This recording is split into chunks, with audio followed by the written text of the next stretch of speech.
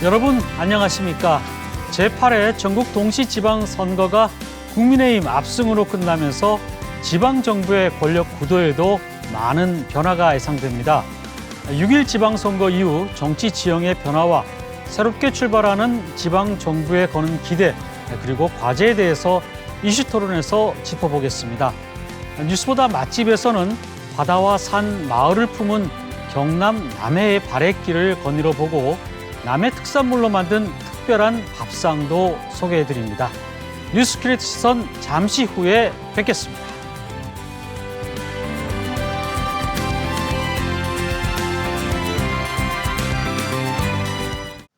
뉴스크리에이터 시선 첫 순서는 취재 현장의 생생한 이야기와 기자의 솔직한 생각을 들어보는 솔까말인데요. 보도국 이수복 기자 나와 있습니다. 어서 오세요. 네, 안녕하십니까? 자, 오늘은 어떤 뉴스를 좀 깊이 있게 들여다볼까요? 네, 다음 달 12일부터 우회전하는 차량은 반드시 횡단보도에 건너려는 그 사람이 있다면 반드시 한번 멈춰야 합니다. 하지만 이 같은 법규를 지키지 않는 경우가 아직도 많은데요. 관련 뉴스부터 먼저 살펴보시겠습니다. 통행량이 많은 대학가 앞 교차로 횡단보도를 건너는 시민들 옆으로 우회전하는 차량이 지나칩니다. 보행자들은 줄지어오는 차량들을 바라보며 언제 건널 수 있을지 눈치만 봅니다. 보행자 안전을 우선 확보하기 위한 개정 도로교통법 시행을 한 달여 앞두고 경찰이 우회전 차량 지도에 나섰습니다. 개정된 도로교통법에 따라 오는 7월 12일부터 횡단보도에 보행자가 있을 때뿐 아니라 보행자가 건너려고 할 때도 운전자는 일시정지를 해야 합니다. 위반할 경우 범칙금 6만 원과 벌점 10점이 부과됩니다. 하지만 아직까지 현장에선 거의 지켜지지 않고 있었습니다. 경찰은 우회전과 같은 교차로 통행 방법 위반을 비롯해 신호와 속도 위반, 중앙선 침범 등 사망교통사고의 80%가량을 차지하는 5대 교통법규 위반 행위에 대해 오는 9월까지 단속과 계도 활동을 이어갈 계획입니다. 네, 우회전하는 차량들이 일단 횡단보도가 있으면은 이렇게 멈추는 게 뭐 기본적인 상식이 아닌가 생각이 드는데 이걸 계도하는 거 보면은 그동안 이게 잘 지켜지지 않았다는 얘기인가요? 네, 맞습니다. 상식이지만 잘 지켜지지 않고 있습니다. 네. 교차로에서 괜찮다 싶으면 바로 멈추지 않고 우회전하는 경우를 흔히 볼 수 있는데요. 그러다 보니까 사고도 자주 발생하고 있습니다. 당장 지난해 11월 당진에서도 그 횡단보도를 건너던 초등학생이 우회전하던 25톤 덤프 트럭에 치여서 숨지는 사고가 벌어졌는데요. 근데 통계를 봐도요, 2017년부터 2020년까지 3년 동안 이 우회전 교통사고로 사망한 사람이 213명이나 됩니다. 그리고 이제 부상자도 13,000명이나 될 만큼 아주 심각한 상황이고요. 네. 조금 전에 리포트를 봐도 우회전할 때 뭐 버스를 피해서 사람이 이렇게 약간 도망가듯이 피하는 그런 장면도 있고 그러는데 보통 이제 교차로를 우회전할 때 보면은 횡단보도를 한 2개 정도 이렇게 지나게 되잖아요. 네네. 그럼 일단은 횡단보도에서는 무조건 멈춰야 되는 겁니까, 그러면? 네, 사실 저도 이게 취재를 하기 전까지는 잘 몰랐습니다. 고백을 하자면 눈앞에서 사람들이 좀 횡단보도를 건널 때에만 잠깐 이렇게 멈췄다가 거의 다 건너갈 때쯤 되면은 괜찮겠지 하면서 그냥 지나치기도 했는데 앞으로 그러지 말아야겠다고 한번 돌아봤습니다. 네. 그리고 이제 저와 같은 사람들이 이제 많을 것 같아서 다시 한번 이렇게 규칙을 정리해 보면요. 예. 첫 번째로 보통 교차로에서 우회전할 경우에 코너를 이렇게 꺾기 전에 한 번, 그리고 꺾고 나서 한 번 이렇게 그렇죠. 두 번 횡단보도를 마주치는데요. 이곳 둘 다 횡단보도에 사람이 건너고 있으면 멈추는 게 당연하죠. 네. 사람이 이제 아직 안 건넜는데 멀리 떨어져 있고 해서 먼저 출발해서는 안 됩니다. 여기까지는 상식이고요. 두 번째는 이 횡단보도 앞에 대기하는 경우입니다. 네. 그 사람이 아직 이제 대기하고 있으면은 일단 정지하고요. 그리고 또 사람들을 살피면서 우회전을 해야 합니다. 또 마지막 세 번째로 만약 횡단보도 앞에 사람이 없다면요, 일시정지를 하진 않아도 됩니다. 네. 다만 바로 멈출 수 있을 만큼 이제 네. 서행하면서 우회전을 하면 됩니다.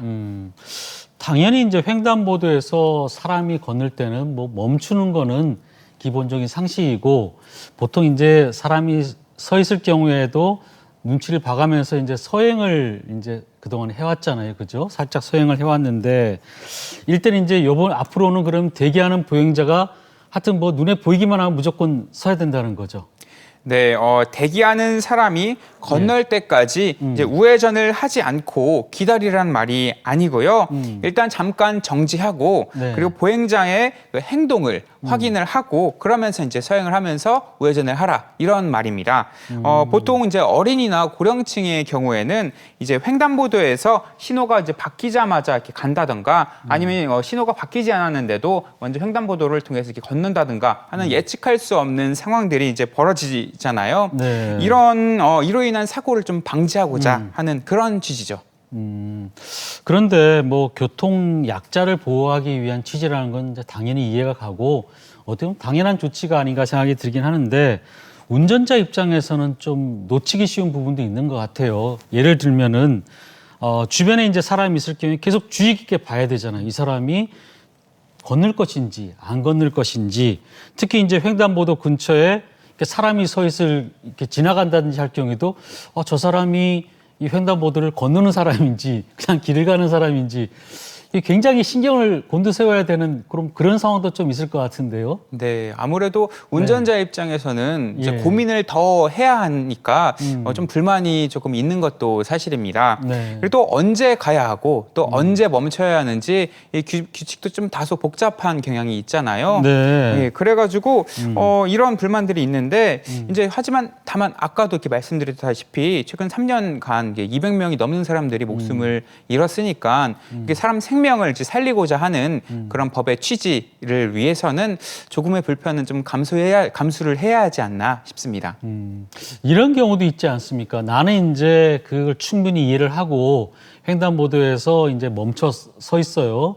서 있는데 뒤에 차량이 빵빵거리면서 빨리 안 가냐고 이렇게 경적을 울리는 경우도 있고 그러다 보면은 마음이 불편하니까 나도 모르게 이제 슬쩍 이렇게 가는 경우도 있고 또 그게 또 시비가 되는 경우도 있고 이런데 이럴 경우는 어떻게 됩니까? 네, 그 사실 가장 뉴스에 댓글로 많이 달린 내용인데요. 예. 이게 자신은 이제 지키려고 해도 또 뒤에서 이제 빨리 가지 않는다면서 경적 울려대고 빵빵대는 소리에 네. 좀 압박감을 느껴가지고 결국에는 알면서도 법규를 위반할 수밖에 없다. 뭐 이런 이야기입니다. 또 이거 말고도 우회전과 직진을 동시에 하는 차선에서 이제 직진하고자 하는 차량 같은 경우에는 우회전이 끝날 때까지 그냥 무작정 기다려야 하는 거냐. 그렇게 되면은 이제 교통체증을 유발할 수 있다. 뭐 이런 의견도 있었습니다. 그리고 또 차라리 네. 이럴 바에는 우회전 신호등을 설치해서 뭐 갈 땐 가고 뭐 말 땐 말라 하면 이제 혼란이 좀 줄어들지 않겠느냐 하는 이런 댓글도 달려 있었습니다. 네. 만약 이 법규를 어기게 되면은 어떻게 되는 겁니까? 네, 뭐 일반 승용차의 경우 범칙금 6만 원이 부과되고요. 승합차의 경우에는 7만 원으로 조금 더 많이 내야 합니다. 네. 그리고 이와 함께 벌점 10점도 부과되는데요. 벌점 40점이 넘을 경우 벌점 1점당 1일간 면허가 정지되니까 아무래도 조심하셔야겠습니다. 또 불이익이 여기서 끝나는 게 아닙니다. 자동차 보험료도 할증됩니다. 어린이 보호구역에서 횡단보도 신호 위반으로 단 한 번이라도 위반 사례가 적발될 경우에는 5%의 할증이 붙습니다. 그리고 일반 도로에서는 3번 이상 적발 시에 5% 할증이 붙고요. 4번부터는 10%가 할증됩니다. 네, 그러니까 잘 지켜야 되겠네요. 근데 이런 생각도 좀 들어요. 그 운전자들에게 이런 어떻게 보면 좀 강한 법규잖아요. 이걸 적용하게 될 때 이걸 악용하는 사람도 나타나지 않을까 싶어요. 횡단보도 근처에 사고는 일단은 뭐 운전자의 책임이 될 가능성이 높으니까. 네, 아무래도 그 자해 공갈 등으로 악용을 하는 사람들이 뭐 극히 일부지만 있을 수 있습니다. 하지만 아까도 반복해서 말씀드렸다시피 생명을 살리자는 도입 취지를 생각하면 네. 사회적 편익이 좀 큰 게 사실인데요. 이제 시행하면서 생기는 문제를 보완하고 그러면서 하루빨리 제도적으로나 그리고 교통 의식으로나 안착할 수 있길 바랍니다. 무엇보다 운전자 스스로가 이 보행자는 우리 아이나 또 우리 뭐 아버지 어머니 어르신이다 이렇게 생각하고 이렇게 대하면은 뭐 잘 해결되지 않을까, 더 조심스러워지지 않을까 그런 생각도 좀 듭니다. 네, 이수복 기자 수고했습니다. 네, 감사합니다. 네.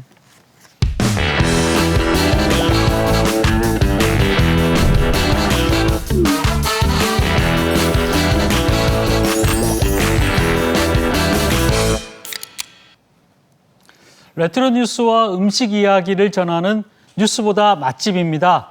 요리하는 기자 이기진 기자 나오셨습니다. 어서 오세요. 네, 안녕하세요. 네. 네. 녹음이 아주 짙어가는 계절인데요. 이번에는 멀리 남녘으로 다녀오셨다고 얘기 들었습니다. 네네. 지금 사진을 보시면 네. 어느 곳인지 아마 알 수 있을 것 같은데요. 네. 글쎄요. 스페인의 뭐 산티아고 길 같은 느낌도 들고 보통 이제 남쪽이라고 하면은 그 남쪽 그 보송의 차밭 차밭. 좀 그런 비슷한 느낌도 있는데 어딘가요? 지금 사진이 좀 비슷하죠. 보성 네. 차밭처럼 경사져 예. 있고. 그런데 다른 쪽 사진을 보면 산 기슭, 산비탈 밑에 예. 바다가 있고요. 아. 그리고 아름답게 노을이 지는 그렇죠. 모습이 정말 장관이죠. 네. 저곳이 바로 경상남도 남해군입니다. 음. 그 이름도 정겨운 바랫길인데요. 제가 이번에는 그곳을 다녀왔습니다. 달의 길이요. 네, 바랫길이요. 산과 바다가 정말 장관을 이루는 게 너무 아름다운데 제가 알기로 바래라고 하면은 보통 이제 우리 어머니들이 그 가족의 생계를 위해서 그 물때를 맞춰가지고 이제 해산물을 채취하는 그렇죠. 그런 걸 바래라고 제가 알고 있는데 네, 맞습니다. 예, 예. 그러니까 어머니들이 그때 다녔던 길을 바랫길이라고 합니다. 네. 남해군에서는 2010년도부터 네. 이쪽 그 바랫길을 트레킹 코스로 조성했어요. 그 지금 가보니까 아주 전국적인 예. 명성을 얻고 있더라고요. 그 바랫길은 모두 19개 코스로 이루어져 있습니다. 네. 그래서 길이가 231km, 제주 올레길이 425km니까 그 절반 정도보다 약간 이제 긴 거리죠. 네. 그 이 길을 걷다 보니까 뭐 순식간에 바다가 산으로 변하고 또 산이 또 바다로 변하고 정말로 아름다웠어요. 그렇죠. 그래서 저는 이번에 그 19개 코스 중에서 10개 코스, 10개 코스, 앵강 다숲길이라고 하는 곳을 걸어봤습니다. 네. 네. 그 길의 마지막 코스가 바로 그 유명한 남해 가천 다랭이 마을, 다랭이 논이 있습니다. 다랭이 논. 네, 네. 그죠. 네. 층층이 이렇게 돼 그렇습니다. 있는 그. 네네. 근데 다랭이 논 그러면 정말 뭐 굉장히 아름다운 곳으로 알려져 있지만 여기엔 또 남해 사람들의 애환도 또 서려 있는 곳이다. 또 이런 얘기도 들었어요. 네, 그렇습니다. 다랭이 논은 그 높다란 산과 넓게 트인 바다가 너무 아름다워서 국가지정 명승 네. 제15호로 지정이 됐습니다. 그런데 알고 보면 전 거기에는 애환이 서려 있는데요. 네. 저곳이 바로 산비탈이 있고 예. 또 바다가 있지만 파도가 너무 심하고 바위도 많고 해서 바다까지 어업을 못했어요. 그래서 네. 농민들이 또 지역민들이 한 칸 한 칸 쌓아서 다랭이 논을 만드는 거죠. 게다가 이번에 이제 촬영을 가보니까 가뭄이 오랫동안 지속이 돼서 예. 농민들이 가슴이 막 속이 타들어가고 있더라고요. 근데 제가 때마침 촬영하러 간 날, 그날 네. 비가 내렸습니다. 네네. 비를 몰고 오셨군요. 네, 그랬습니다. 네. 그래서 오늘 뉴스보다 맛집에서는 비 내리는 남해 바랫길 풍경과 그리고 남해에서만 맛볼 수 있는 토속밥상을 소개해드립니다. 함께 가보시죠. 와, 경남 남해 앵강 다숲 바랫길이거든요. 그런데 앵강이라는 소리가 이 바닷가에서 들려오는 소리가 바로 꾀꼬리 울음소리하고 비슷해서 아름다운 이름이 지어진 거예요. 앵강 다숲. 자, 지금부터 남해 바랫길 본격적으로 여행을 시작합니다.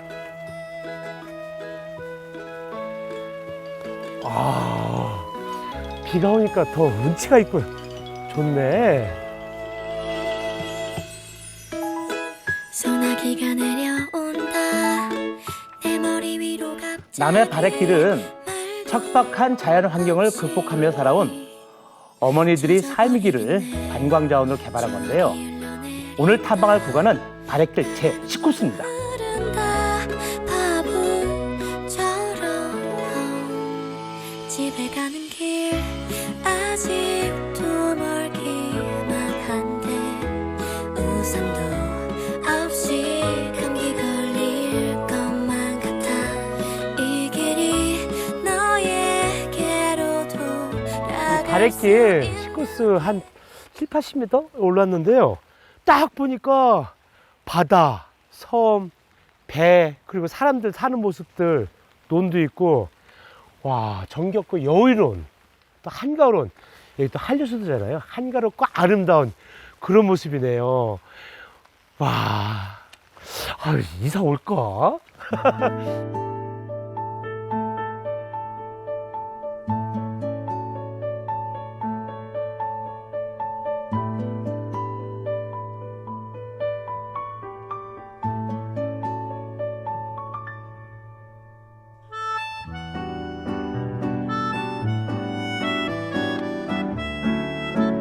그러니까 여기가 좀 아까 지도에서 봤던 미국 마을. 그러니까 진짜 미국 같으네. 야, LA? 아니면 안녕하세요. 아, 예. 안녕하십니까. 아이, 그 팀장님 맞죠? 아, 예, 예. 아, 지금 뭐 하시는 거예요? 아, 이 걸을 때 좀 이제 걸리는 나뭇가지도 좀 정리를 좀 하고 있습니다. 안내 사인도 좀 보고 있고 지금. 예, 아, 예. 사람들이 지나갈 때 이제 걸리지 않게. 예, 예, 예. 아, 그렇군요. 근데 벌써 여기 왜 이걸 이게 뭐죠? 아, 요거 이제 저희가 제주도에서 봤던 뭐 올레길 그거 이거 바닷길. 예. 뭐 그런 개념입니다. 아, 빨간색은 정방향으로 걷는 거고 파란색은 역방향으로 걷는다는 이제 뜻입니다. 그러니까 요것만 따라가면 그냥 계속 남의 바닷길을 걷는 거군요. 예, 예. 그렇게 할 수 있습니다.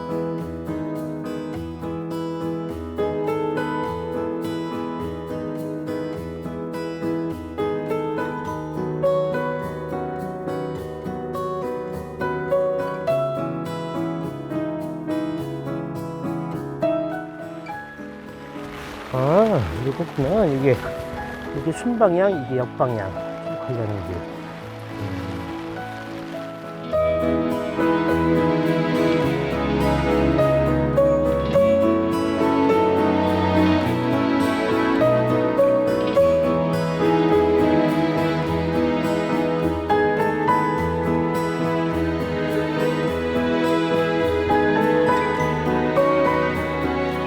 가파른 땅에 손바닥만한 논을 만들고 씨를 뿌려 결실을 이뤄낸 논이 바로 다랭이 있는데요.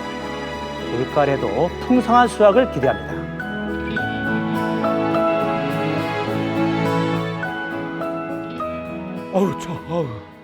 오늘 남해 바랫길에서 여기까지 다랭이 마을에가 많이 아시죠? 다랭이 마을까지 걸어왔는데 막 비도 오고 그래가지고 따뜻한 거 먹으려고 왔어요. 이거 멸치 쌈밥. 네. 그런데 지금 와보니까 이 바위가 건물에 딱하니 놓여 있는 게 진짜 이 바위 사이에 집을 지은 거예요.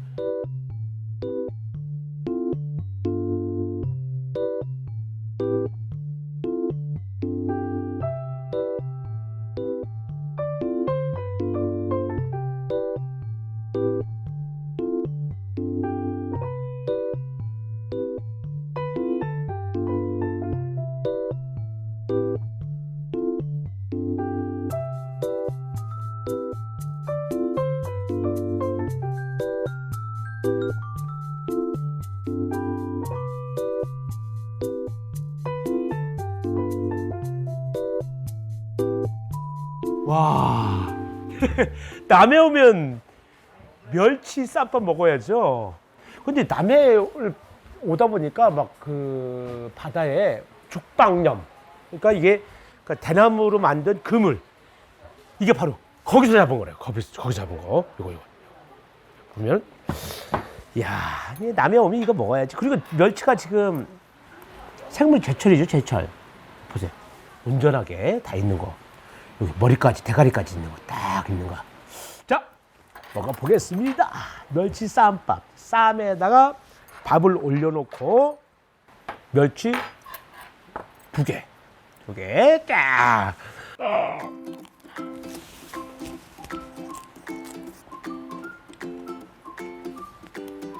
응? 비린내가 안 나는데? 달아?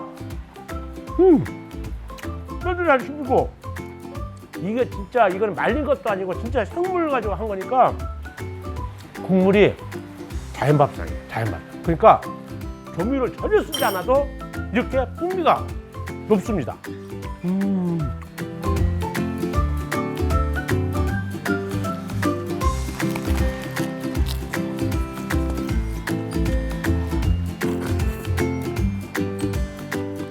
요거.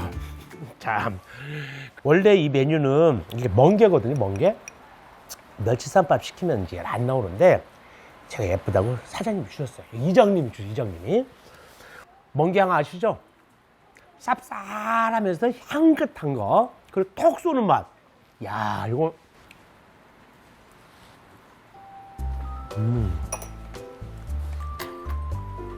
숙성을 제대로 시켰네.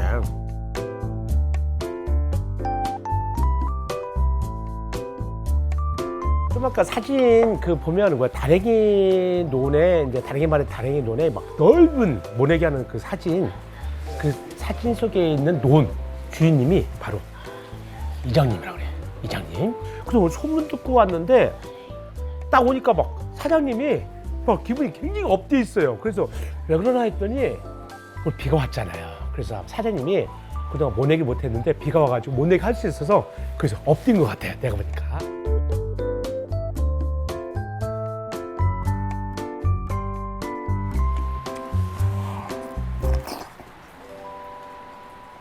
아이고 요 오시느라고 수고 많으셨습니다. 아,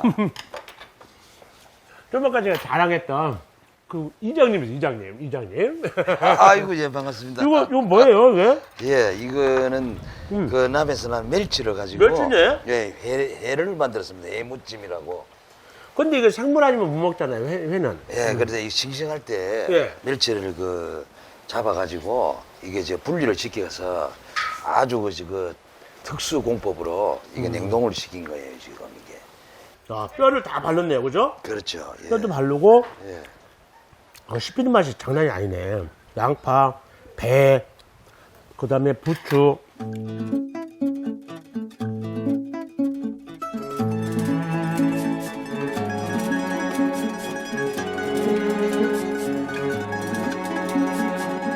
이거 완전 수산물 백화점이네. 응?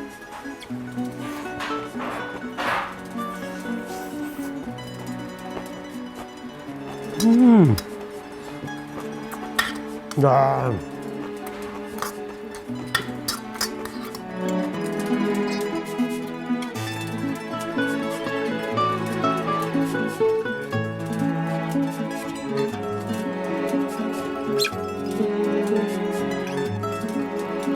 그러면 사람은 센티멘탈이시죠? 멀리 남해까지 와가지고 뭐 바랫길 뭐 이런 것들, 그다음 다랭이 논 비 오는 날에 남해 특산물 먹고, 역시 이번 남해 여행도 해피 남해 데이. 너무 좋아요. 고단했던 어머니의 걸음이 만든 아름다운 길이 있고, 먼 바다를 거슬러 온 작지만 깊은 바다의 맛까지 자연과 사람이 서로 다독이며 동행하는 그곳은 경남 남해입니다.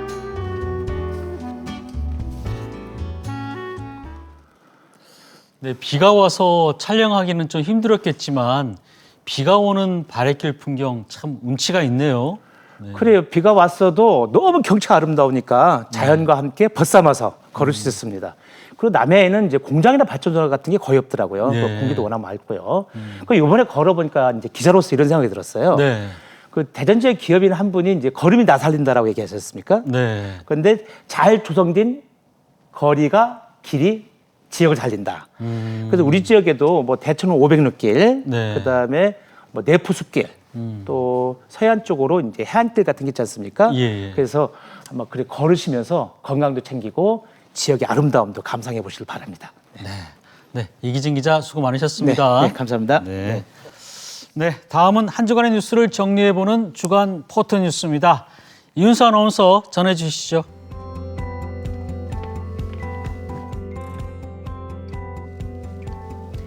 사진을 통해 한 주간의 뉴스와 누리꾼들의 다양한 반응을 살펴보는 주간 포토 뉴스입니다. 오늘도 3가지 소식 준비했는데요. 첫 번째 사진 볼까요? 그동안 많은 분들이 기다리고 계시던 게 있죠. 바로 지역 축제가 아닐까 싶은데요. 사회적 거리두기가 완화되면서 다양한 지역 축제들이 열리고 있습니다. 1500년의 역사를 가진 한산 모시 문화를 체험할 수 있는 서천 한산 모시 문화제부터 백제 전통 저잣거리 풍경을 재현한 공주 밤마실 야시장 축제도 시작됐고요. 올 여름엔 세계인의 축제 보령 머드 해양 박람회까지 풍성한 축제들이 기다리고 있습니다. 누리꾼들도 기대감 넘치는 반응인데요. 저랑 같이 축제 도장 깨기 다니실 분 아껴둔 에너지 폭발시키러 갑시다. 저는 진짜 머드 축제만 기다렸어요. 크크 기다려라 여름바다의 낭만 하는 반응까지 살펴봤습니다. 지역 축제가 살아나면서 소상공인을 비롯한 지역 경제 활성화에도 많은 도움이 되길 바랍니다. 다음 사진 보겠습니다. 전국적으로 가뭄 피해가 심해지며 농부들의 시름이 깊어가고 있습니다. 우리 지역 충남도 예외는 아닌데요. 특히 여름 출하를 앞둔 농작물들이 말라가면서 농민들 마음도 함께 타들어가고 있습니다. 각 지자체에서 급수차 지원도 하고 지난주엔 단비도 잠깐 내렸지만 해갈에는 여전히 부족한 상황입니다.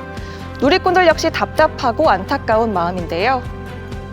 하늘도 참 무심하다는 말 이럴 때 쓰라고 있는 거겠죠. 자식 같은 농작물들이 말라가는 모습 저는 도저히 못 볼 것 같네요 하는 반응까지 살펴봤습니다. 어서 빨리 단비가 내려서 갈라진 논밭은 물론 농민들의 마음까지 촉촉하게 적셔주길 바랍니다. 오늘의 마지막 사진 볼까요? 살아있는 전설로 불리던 현역 최고령 MC 송혜 선생이 지난 8일 향년 95세로 별세했습니다. 전국 노래자랑 진행자로 지난 35년 동안 한결같이 전 국민의 일요일 아침을 책임지던 송혜 선생. 올해 들어 건강 이상으로 전국 노래자랑 하차를 고민하기도 했다는데요. 프로그램에 대한 애정으로 스튜디오 녹화로 방송에 계속 참여하는 방안을 논의하던 차에 전해진 부고라서 누리꾼들도 놀라움과 애도의 마음을 전했습니다. 전국 노래자랑 모르는 사람이 있을까요? 아직도 그 목소리가 귓가에 선합니다. 마지막까지 국민 MC였던 분, 그곳에선 천국 노래자랑이라고 외쳐주세요 하는 반응까지 살펴봤습니다. 비록 유명을 달리했지만 매주 일요일 아침 전국 노래자랑 시간이 되면 우리 모두 떠올릴 이름 송혜. 모두의 기억 속에 편안하게 잠드시길 바라겠습니다. 지금까지 주간 포토뉴스였습니다.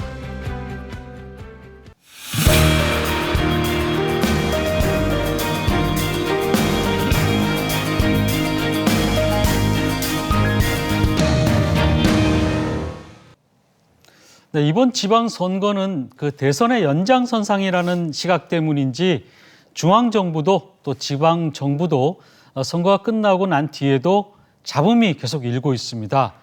새로 출범한 지방정부에 거는 기대와 과제에 대해서 토론하는 시간 마련했습니다. 오늘 토론 함께해 주실 두 분 소개해드리겠습니다. 네, 육동일 충남대 명예교수 나오셨습니다. 어서 오세요. 네, 안녕하세요. 반갑습니다. 네. 복귀왕 전 국회의원 나오셨습니다. 어서 오세요. 네. 네, 지방선거가 끝난 뒤에도 여야 모두 거센 후폭풍에 휘말리고 있습니다.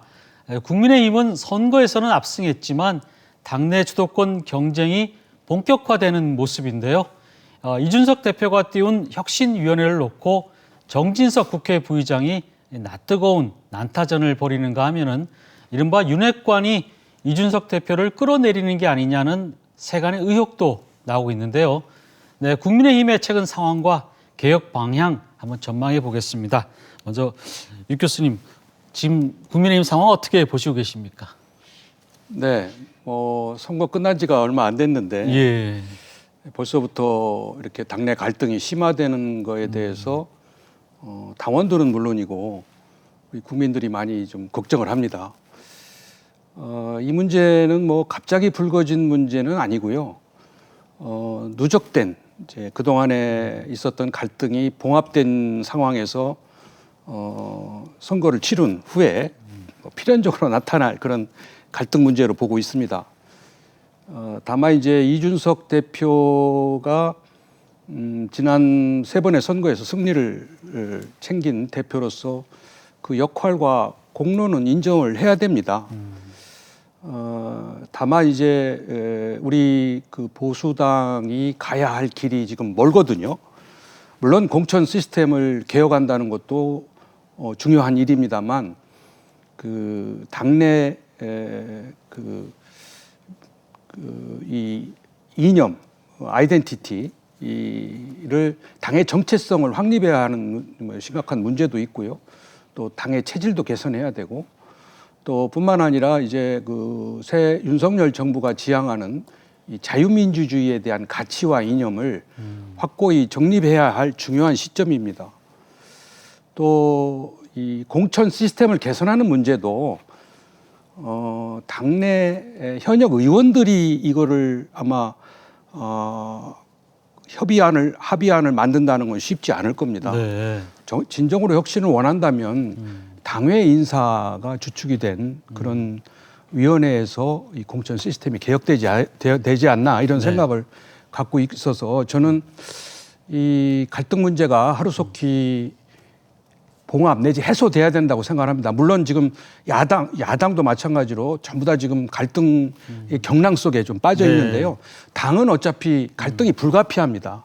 중요한 거는 이 갈등을 어떻게 잘 관리하느냐 하는 문제거든요. 네. 갈등이라는 거는 나쁜 건 아니에요. 갈등을 잘 관리하면 변화와 혁신으로 이어지는 거고 갈등이 없는 조직은 침체되는 겁니다. 잘 이제 갈등 아마 극복할 거라고 이제 보시는 거죠? 저는 그렇게 지금 이 개인적인 갈등의 문제를 넘어서서 개인 감정을 넘어서서 이 근본적인 당의 체질과 시스템을 개선한다는 차원에서 이 갈등 문제를 하루속히 해소하고 갈등을 관리해 나가면 뭐 새로운 정당으로 재탄생하지 않을까 이렇게 기대하고 있습니다. 네.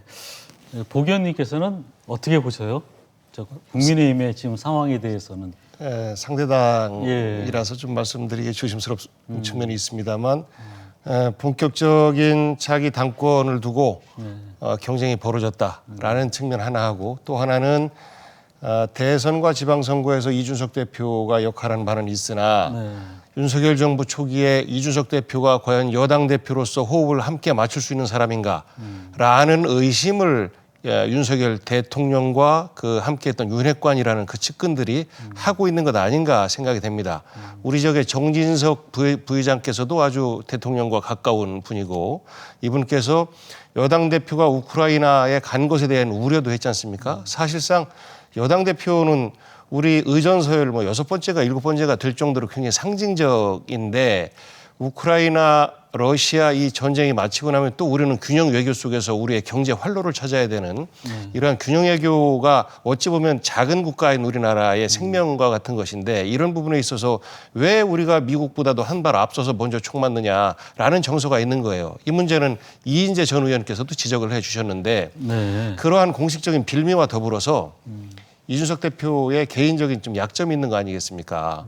원래 지방선거 끝나고 다음 날 6월 3일 날 이준석 대표의 성상납 의혹에 관한 징계위원회가 열릴 예정이었었는데 우크라이나 출국으로 그것이 6월 24일로 연기가 됐어요.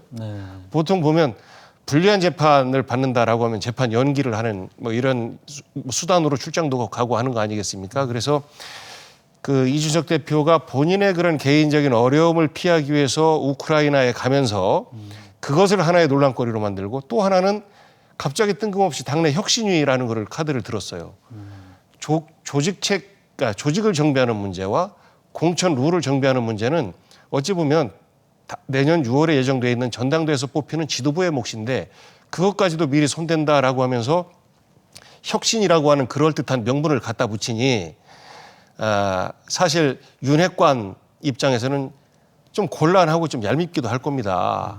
그래서 이제 이러저러한 당권 투쟁이 이어지고 있고 이준석 대표는 자신의 성상납 의혹을 이런 어떤 갈등 속에서 좀 숨기기도 하고 이런 것들이 작용하고 있는 건데요. 뭐 이런 것들을 잘 극복해내면 여당으로서 역할을 할 것인데 토사구팽이라는 말처럼 이제 이준석 대표 선거에서 다 써먹었으니까 이제 그만 아웃 뭐 이런 정서들도 일부 있는 것처럼 보여집니다. 덧붙여서 이제 그 문제는 24일 날 열리는 윤리위원회에서 이제 매듭이 지어질 거고요. 지금 윤석열 정부가 추구하는 국정 과제 중에 중요한 것이 국민 통합입니다. 이런 국민 통합을 주체적으로 주도해 나가려면은 당내 통합이 우선이 돼야 되죠. 그래서 아마 당내 갈등 문제는 그런 그 이준석 대표 개인의 문제를 포함해서 그런 문제가 매듭 지어지면 당연히 집권 여당으로서 해야 할 중요한 몫이고 역할이라고 보기 때문에 아마 갈등 문제는 해결이 되리라고 기대하고 있습니다. 알겠습니다. 그럼 이번에는 그 선거에 패배한 민주당 얘기 좀 할 텐데요. 책임론이 불거지면서 개파 간 갈등이 여전히 심해지고 있습니다. 또 내용이 더 깊어지는 양상인데요. 특히 이제 이재명, 송영길 두 사람이 이번에 이제 지방선거에 출마하면서 비판 여론도 일부 나오고 있고요. 하지만 뭐 어찌됐든 우상호 체제로 비대위원회가 꾸려졌습니다.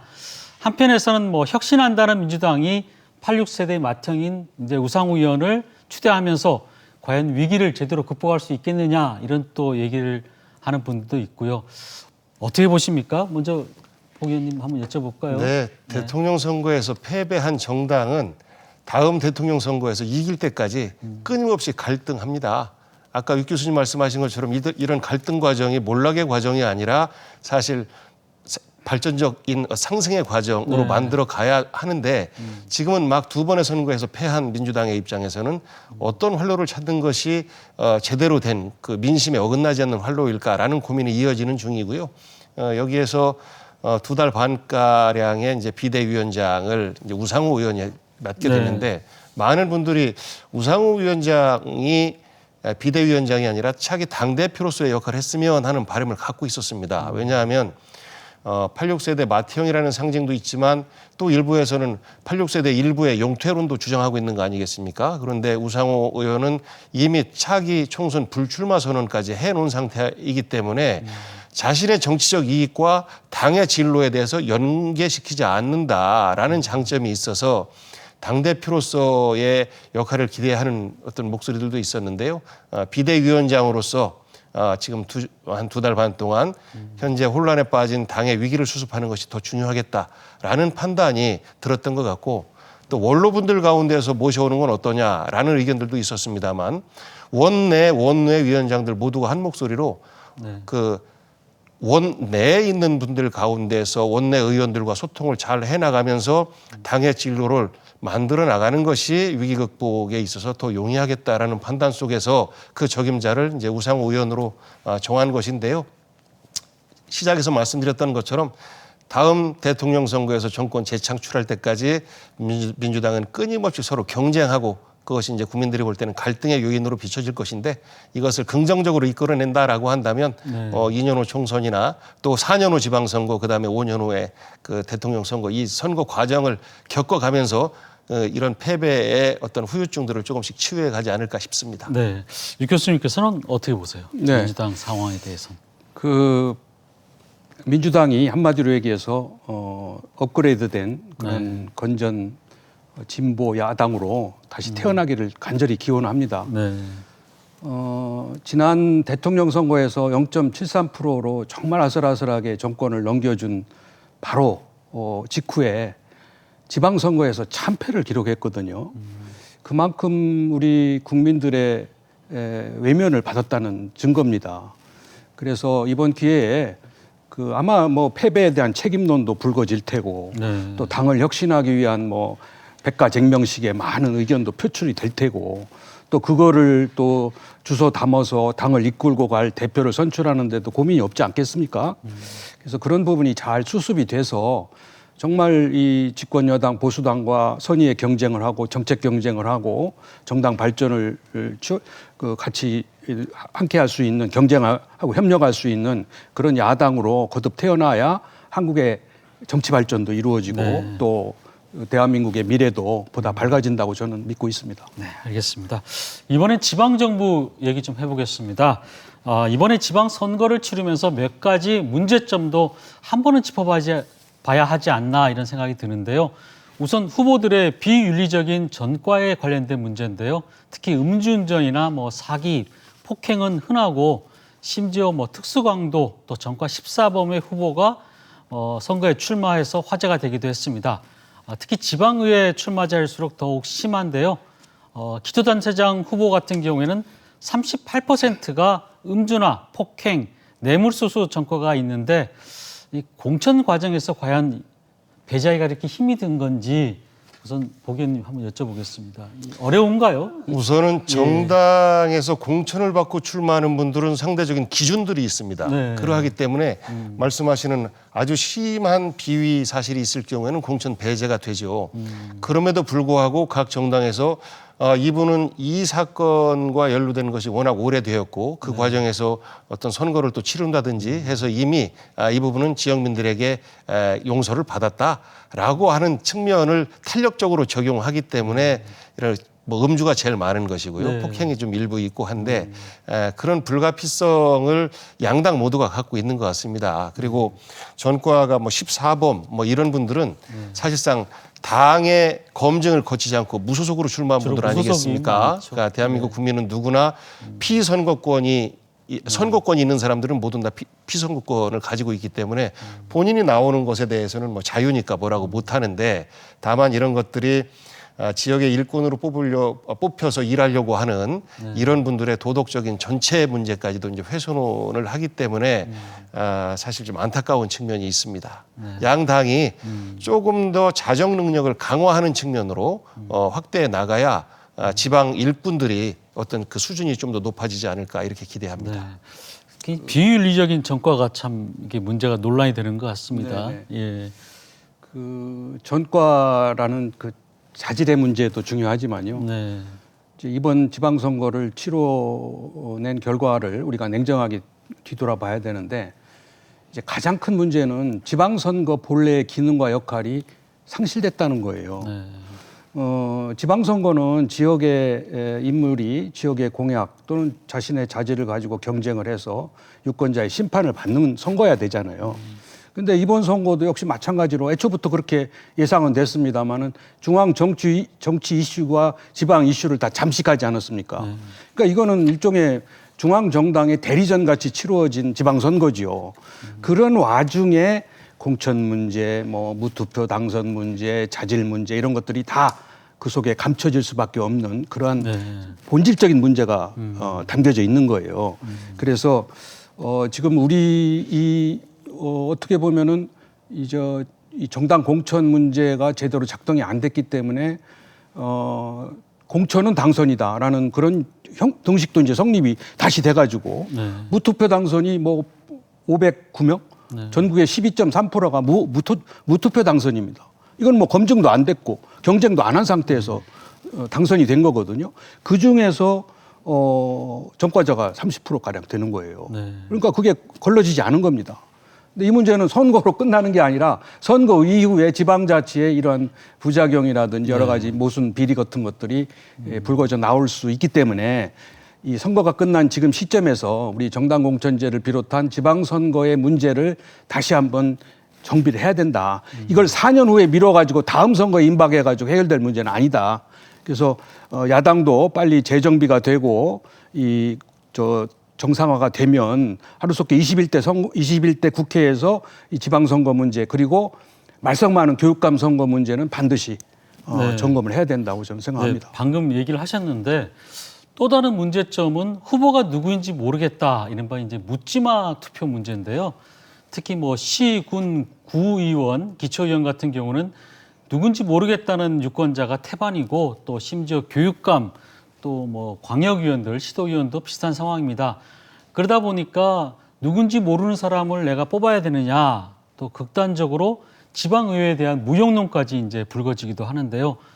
실제 이제 단체장과 달리 이제 지방의원 선거 같은 경우에는 기권하는 분들도 굉장히 많더라고요. 실제로.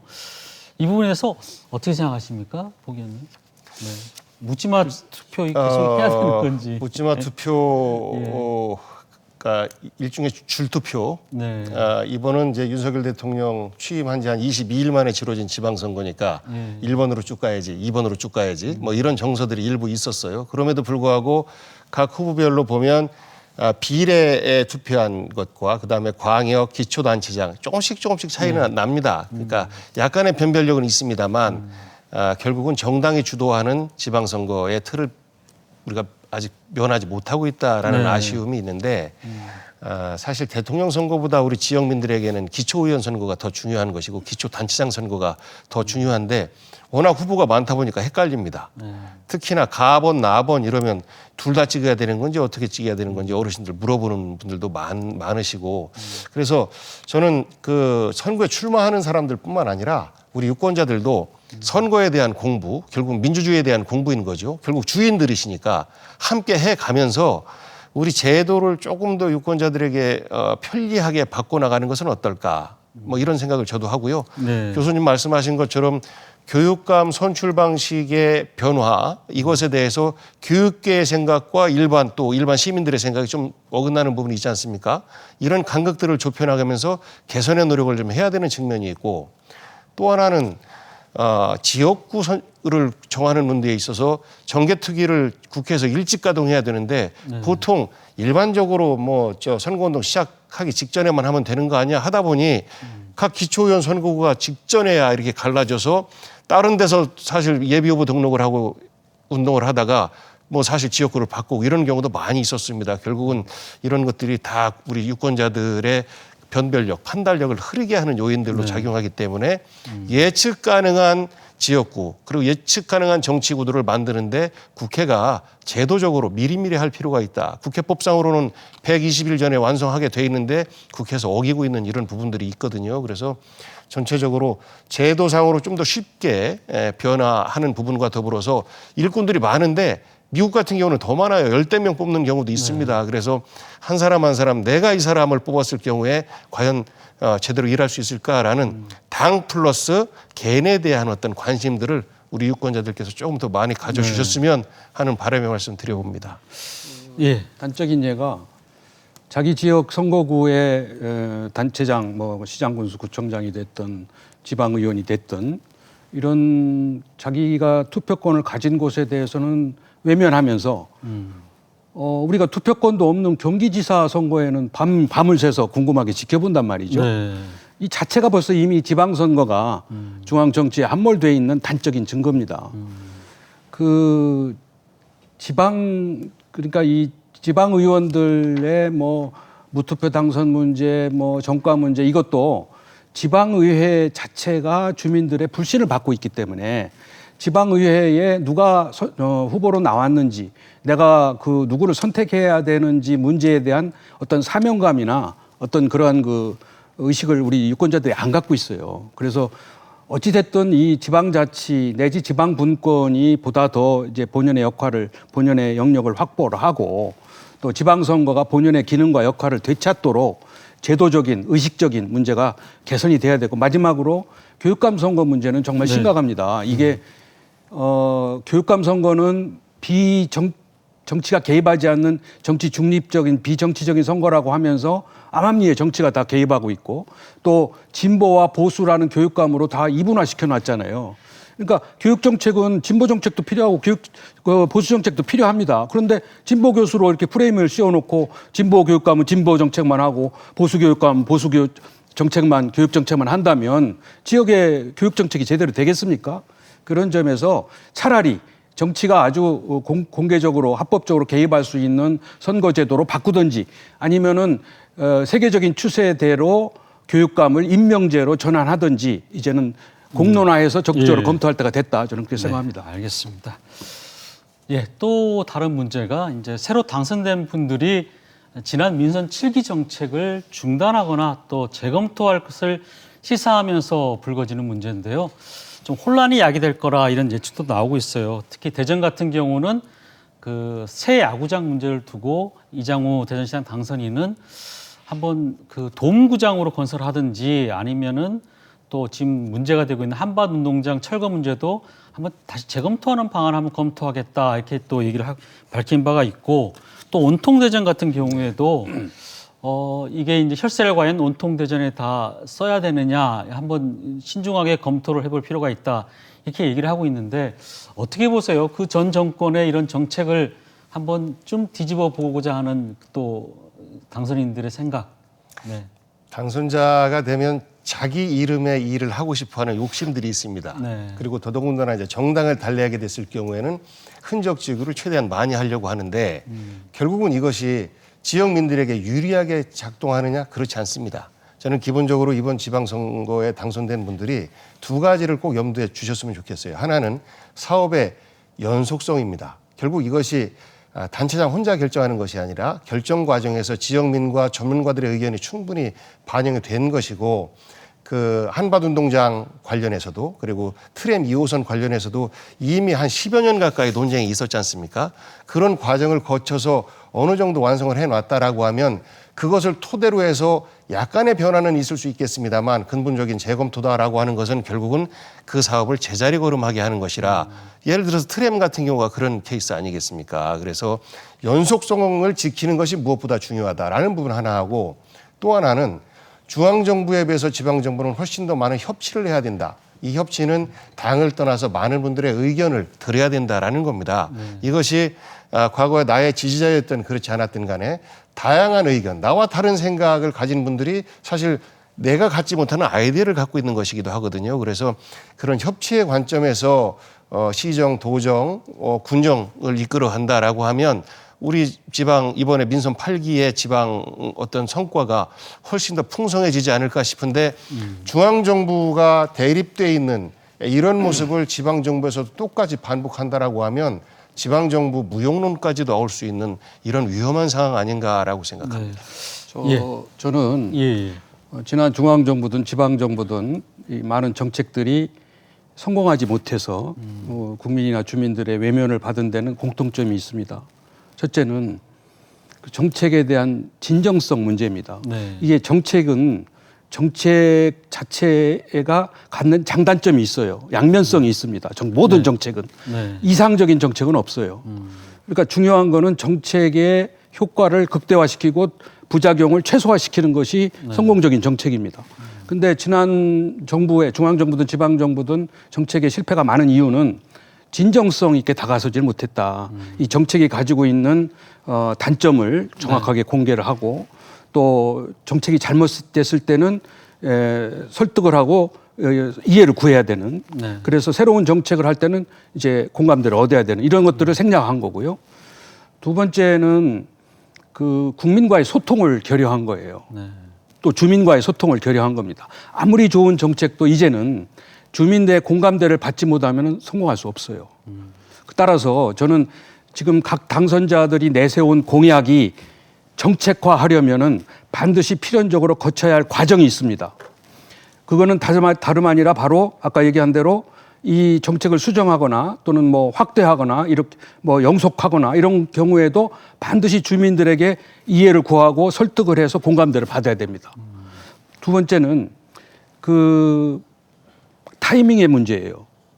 정책이라고 하는 거는 아무리 좋은 정책도 너무 성급하게 추진해서도 안 되고 너무 실기해서도 안 됩니다. 적시에 정책이 추진될 수 있도록 잘 결정을 해야 되거든요. 그러니까 지금 당선자들이 성급한 마음에 지난 정부의 정책을 뒤집고 새로운 정책을 하고 싶은 유혹을 받을 거예요.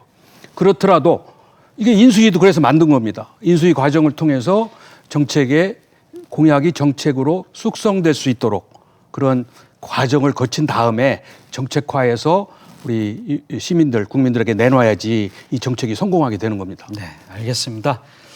두 분 말씀 듣다 보니까 시간이 다 됐습니다. 네, 두 분 말씀 잘 들었습니다. 네. 복귀왕 전 국회의원 육동일 교수였습니다.